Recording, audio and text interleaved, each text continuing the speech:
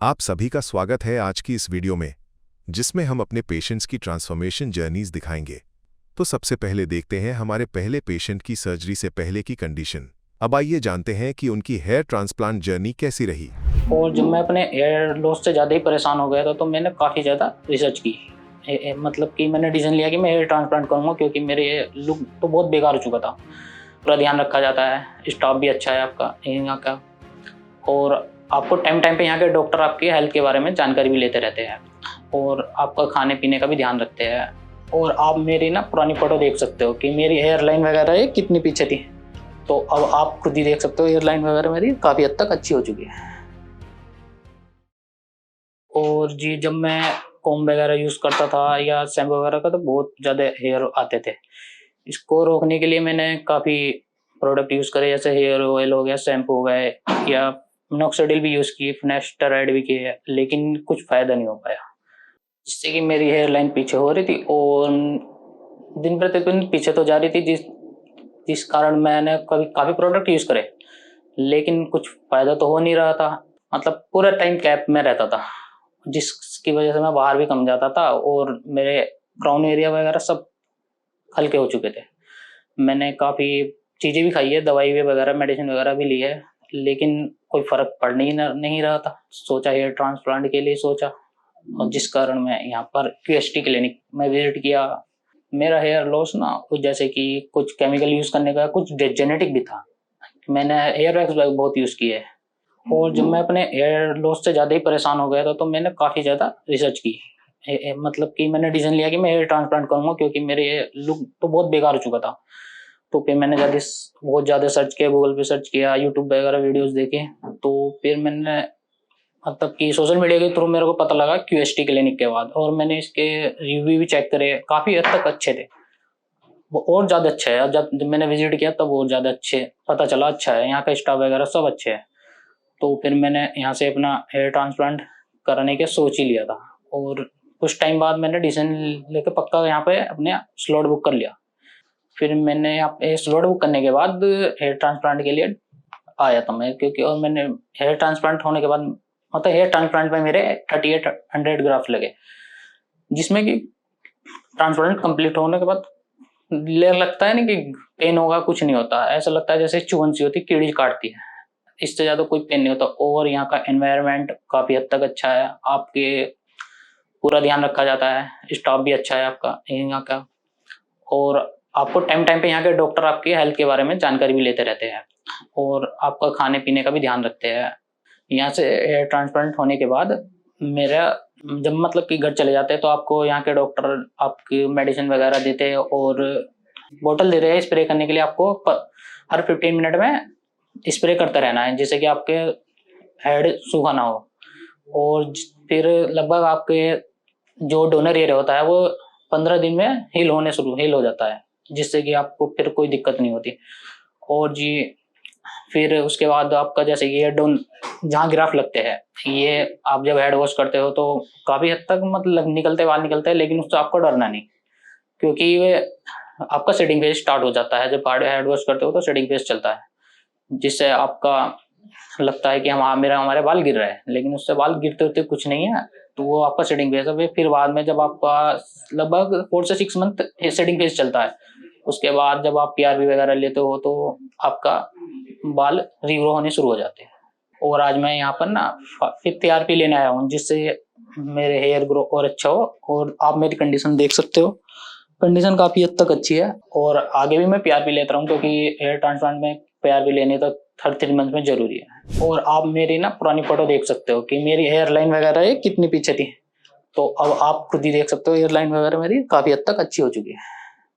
और आज हम मेरा रिजल्ट देख ही सकते हैं, क्योंकि जब भी मैं कहीं जाता था, तो मुझे लो कॉन्फिडेंस फील होता था, क्योंकि मेरे बाल बहुत हद तक जा चुके थे, और मेरे हेयर लाइन भी बहुत ही है। तो मैं कैप वगैरह यूज करता था, जिससे कि सर दुखाना पड़ता था, और लो कॉन्फिडेंस तो है हो ही गया था।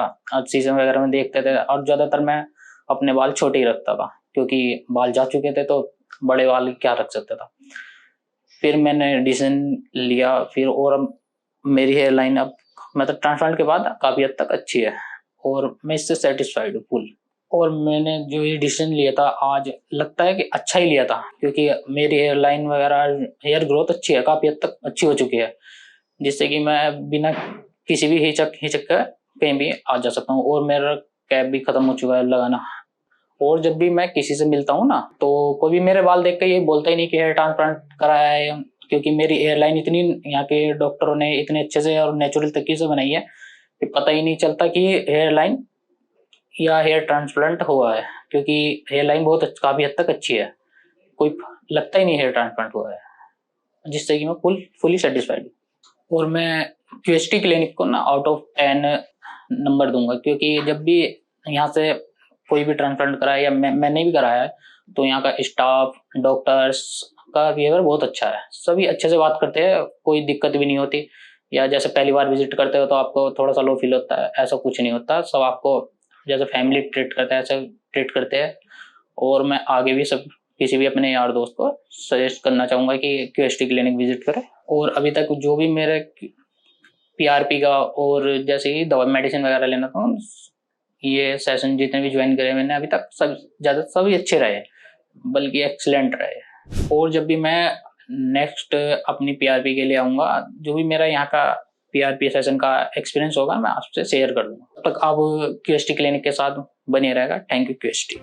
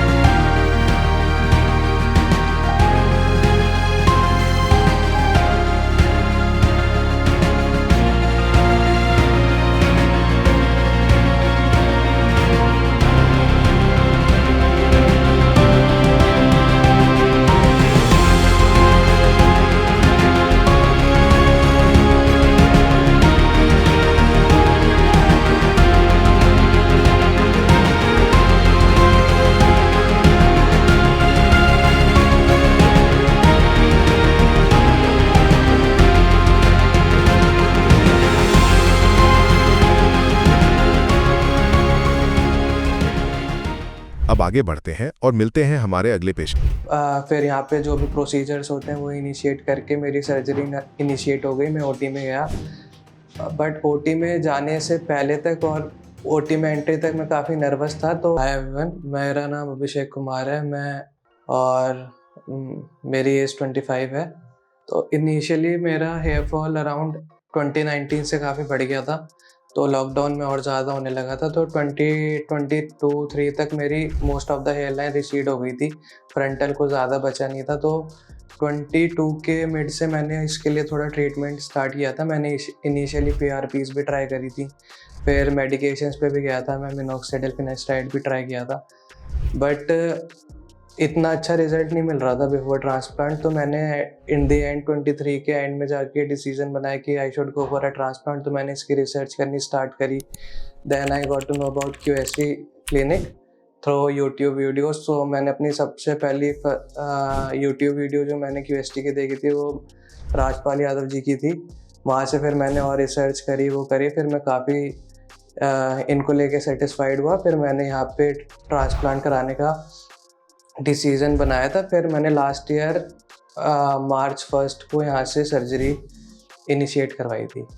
जैसे मेरा सर्जरी तो शेड्यूल था मार्च 1 को, बट मैं एक वीक पहले आया था यहाँ पे कंसल्टेशंस वगैरह के लिए, ब्लड टेस्ट वगैरह के लिए। तो वहाँ पे जब मैंने डॉक्टर से कंसल्ट किया तो उन्होंने मेरे को अराउंड 2500 ग्राफ्स बताए थे, तो 2500 ग्राफ्स मेरे को लगने थे। फिर जब सर्जरी डे आया तो फिर यहाँ पे जो भी प्रोसीजर्स होते हैं वो इनिशिएट करके मेरी सर्जरी इनिशिएट हो गई। मैं ओटी में गया, बट ओटी में जाने से पहले तक और ओटी में एंट्री तक मैं काफ़ी नर्वस था। तो यहाँ का जो स्टाफ है क्यूएसटी का, उन्होंने काफ़ी सपोर्ट करा, बहुत कॉन्फिडेंस दिलाया कि it's not a big deal, मतलब आराम से हो जाएगा काम।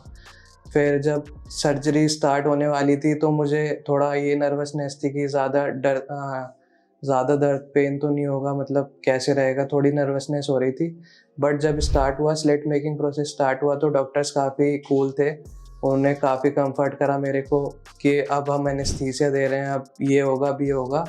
तो इतना पेन मुझे एक्सपीरियंस नहीं हुआ। माइनर पेन तो एक्सपीरियंस होता है, बट डॉक्टर्स काफ़ी अच्छे से हैंडल करते हैं, तो इतना कोई बिग इशू नहीं है। और जब मेरा सर्जरी हो रहा था तो अराउंड मेरे को 100 ग्राफ्स एक्स्ट्रा लगा दिए थे। एज़ पर सर्जरी के प्रोसीजर्स के अकॉर्डिंग उन्हें थोड़े ग्राफ्स एक्स्ट्रा चाहिए थे, तो उन्होंने 100 ग्राफ्स एक्स्ट्रा लगा दिए कॉम्प्लीमेंट्री। उसका कोई चार्जेस नहीं था मेरे को। जैसे मेरी क्यूएसटी में एक प्रोसीजर होता है, जैसे मेरी जब सर्जरी कंप्लीट हो गई थी, मेरे को 1.5 डेज़ लगे थे, अराउंड अप्रॉक्स 2 ले लेते हैं। तो जब सर्जरी कंप्लीट हो जाती है तो एक चेकअप होता है विद द सीनियर सर्जन। तो जब हमारी सर्जरी होती है तो वो हमारे साथ बैठते हैं, हमें ढंग से समझाते हैं कि ये पोस्ट 7 वीक्स हमें कैसे हैंडल करने हैं, क्या चीज़ अवॉइड करनी है, कैसे खाना खाना है, कैसे दवाई लेनी है। बहुत अच्छे से गाइड करते हैं कैसे हेड वॉश करना है। अपनी तरफ से वो हमें पूरा समझा के बताते हैं, और डिस्चार्ज हम पूरे अंडरस्टैंडिंग के बाद ही होते हैं। तो ये चीज़ काफ़ी सही है। तो मुझे काफ़ी अच्छी अंडरस्टैंडिंग हो गई थी। फिर जब मैं घर गया तो रोज़ फॉलोअप कॉल्स आती थी मेरे को कि अब ऐसे करना है, हेड वॉश करना है, ऐसे सोना है, सोने के टाइम डाइपर्स या फिर क्या थोड़ा टिल्टेड इंक्लाइंड होना चाहिए हेड, सब ढंग से बताया जाता है। तो इतनी मतलब थोड़े प्रिकॉशंस तो होते हैं, मतलब पोस्ट 7 डेज़ काफ़ी एक्स्ट्रा प्रिकॉशंस होते हैं, लेकिन क्यूएसटी सपोर्ट का टीम काफ़ी अच्छी है, हमारे साथ 24/7 कनेक्टेड रहते हैं, तो इतना बिग डील नहीं थी। जैसे जब मेरी सर्जरी हो गई थी तो डॉक्टर्स ने मेरे को पहले ही थोड़ा प्रिकॉशन दे के कहा था कि थोड़ी स्वेलिंग या आँख वगैरह पे ज़्यादा स्वेलिंग होगी तो मतलब घबराना मत, ये नॉर्मल होता है, प्रोसीजर का पार्ट है। बट लकीली मेरे को इतनी स्वेलिंग नहीं हुई थी, बस 1-2 डेज़ रही थी, वो भी बहुत कम, तो मेरे को वो चीज़ तो इतनी फेस नहीं करनी पड़ी। उसके बाद एक फ़ेज़ होता है शेडिंग फ़ेज़, उसमें हमें बताया गया था कि अगर पूरे बाल भी चले जाएँ तो हमें एफ़रेट नहीं होना है, घबराना नहीं है, ये पार्ट ऑफ द प्रोसेस है। तो जब मेरी शेडिंग शुरू हुई थी तो 1-2 अराउंड, जैसे मैंने मार्च में गया था तो मैं मई जून के फर्स्ट वीक तक शेडिंग में ही चल रहा था, मेरे 90% तक शेड हो गए थे। फिर मेरे अराउंड जून मिड से रूट्स आने, फॉलिकल्स आने स्टार्ट हो गए थे। फिर अप्रॉक्स जुलाई के एंड से मुझे अच्छी खासी ग्रोथ दिखनी स्टार्ट हो गई थी। तो वैसे तो आज मैं अपनी यहाँ पे 7 PRP के लिए आया हूँ, इससे पहले मैं 6 PRPs ऑलरेडी यहाँ पे ले चुका हूँ। मेरा ये 12th मंथ चल रहा है आफ्टर ट्रांसप्लांट। तो आप देख सकते हो मेरा रिज़ल्ट कितना ठीक है, मतलब काफ़ी लाइफ चेंजिंग रूटीन हो गया। पहले जैसे ट्रांसप्लांट से पहले तक एक बालों की कंसिडरेशन रहती थी कि मतलब कैसे जाएं, कैसे करें, कैसे काम करें। अब कोई इतने इशूज़ नहीं है, कॉन्फिडेंस बिल्डअप बहुत हाई हुआ है और पर्सनैलिटी में भी काफ़ी चेंजेस आए। तो काफ़ी लाइफ बदल गई 1 साल के बाद। जैसे मतलब ट्रांसप्लांट से पहले मैं काफ़ी मैंने ट्रीटमेंट्स, मतलब जो भी होता है, जो लोग कहते हैं ऐसे कर लो ऐसे कर लो, काफ़ी कुछ ट्राई किया है। इन द एंड मैंने ट्रांसप्लांट का डिसीज़न बनाया था, क्योंकि एक सर्जिकल प्रोसेस होता है, काफ़ी माइंड बिल्डअप करना पड़ा था मुझे इनिशियली कि ये है तो एक सर्जरी, वो ब्ला ब्ला ऐसे सब होता है। बट जब मैंने क्यूएसटी में आया तो सबसे अच्छी बात ये थी कि they give me the detailed explanation. तो मुझे इतना फिर वो नहीं रहा, मैं इतने डाउट में नहीं रहा। फिर मैं ट्रांसप्लांट के लिए मैंने सीधे अपना फर्म डिसीजन बना लिया, और काफ़ी मेरा सही डिसीजन रहा यहाँ पे आने का, क्योंकि यहाँ पे स्टाफ से लेके डॉक्टर से लेके हर कोई यहाँ पे दे ट्रीट वेरी वेल। बहुत अच्छा सपोर्टिव बिहेवियर है पूरे क्यूएसटी क्लिनिक का। तो मुझे यहाँ पे मतलब मैं काफ़ी सेटिस्फाइड हूँ यहाँ पे ट्रांसप्लांट का डिसीज़न लेने के लिए। तो एज माई पर्सनल एक्सपीरियंस, मतलब जो भी हेयर फॉल्स या फिर बाल्डनेस से किसी भी तरीके से सफ़र कर रहे हैं, तो आई विल सजेस्ट कि मतलब इस चीज़ को लेके पॉजिटिव व्यूज़ भी हैं, नेगेटिव व्यूज़ पे भी हैं। यूट्यूब पे या कोई भी सोशल प्लेटफॉर्म पे जाओगे, but it depends on us only कि हम क्या चाहते हैं, मतलब हमारे बेटरमेंट के लिए क्या है। जैसे मैंने ट्रांसप्लांट का जब डिसीज़न बनाया तो ऐसा नहीं है कि सब कह रहे थे गो फॉर इट, बहुत लोग कहते हैं कि ये इसका ये हो जाएगा वो हो जाएगा, बट ये हमारा खुद का डिसीज़न होता है। और एज माई पर्सनल व्यू मैं कहना चाहूँगा कि हमें इसके लिए जाना चाहिए, क्योंकि वन टाइम अगर थोड़ी सफरिंग है उसके बाद हमें कोई वो नहीं होते, कोई साइड इफ़ेक्ट्स नहीं है, कुछ नहीं है। अगर ये हम अपने ऊपर होता है कि हम किस तरीके से ट्रांसप्लांट के बाद अपने बॉडी की केयर कर रहे हैं, अपने रूट हेयर्स के केयर करने। तो in my view one can go for a hair transplant. It's not a very big complicated procedure. और अगर सही में हेयर वापस चाहते हैं तो काफ़ी सेफ और काफ़ी फास्ट तरीका है ट्रांसप्लांट बाल वापस लाने का। तो ओवरऑल मैं बहुत ज़्यादा सेटिस्फाइड हूँ QST के लेके। मेरे को कोई वो नहीं है, कोई कंप्लेंट्स नहीं है, नथिंग ग्रजेस। बहुत काफ़ी ज़्यादा सेटिस्फाइड रहा हूँ मैं QST के लेके। आई थिंक जितना अच्छा उन्होंने मेरे को रिज़ल्ट दे दिया है मेरे सेटिस्फेक्शन लेवल के अकॉर्डिंग, शायद कोई और क्लिनिक नहीं दे पाता। बहुत अच्छे से ट्रीटमेंट हुआ है मेरा, तो मैं बहुत ज़्यादा सेटिस्फाइड हूँ। बाकी ये मेरा अभी तक की 1 साल की जर्नी थी। डॉक्टर्स ने मेरे को 7 PRPs के लिए सजेस्ट कर रखा था। अभी मुझे कंसल्टेशन लेना है। If they will suggest any improvements और more PRPs then I will go for it, and if I'll come here and share my more views also. At last, thank you QST. I am really satisfied from your work. Thanks.